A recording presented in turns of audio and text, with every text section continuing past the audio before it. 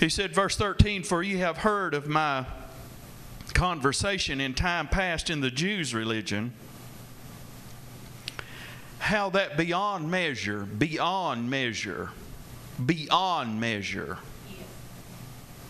I persecuted the church of God and wasted it,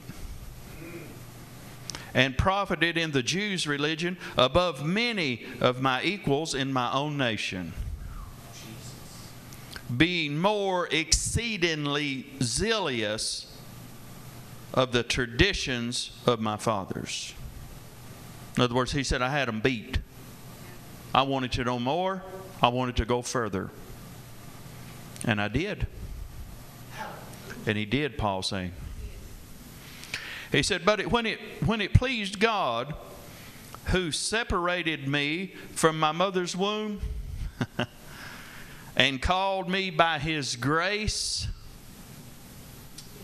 Now you're talking about the grace of God.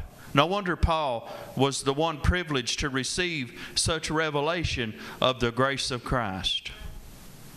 Because he and the rest of the apostles hadn't, but he was one that had persecuted the church severely. He even had people put to death, took to jail, persecuted, to some until they blasphemed. He caused them to blaspheme. He put them under such pressure. Amen.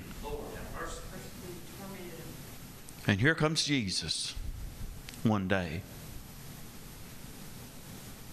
Said, Paul, this is Saul then. What are you doing? He said, what are you doing?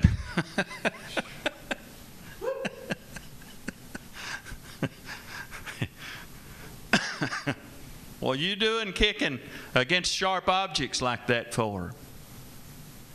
He said, what are you persecuting me for, Saul?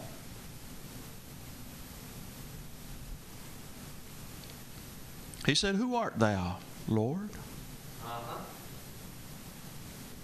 He said, I'm Jesus. Now I'll tell you something. In the naturally speaking, Paul didn't deserve a break. Paul deserved justice. And he deserved swift justice. He deserved a swift kick in the seat of the pants. and not suffered to live. Because he had persecuted the church and done those things. But now here comes the grace of God. Now, if it's going to be shared with Paul, and God is not a respecter of persons, it could be shared with anyone. Yes, sir. And has been.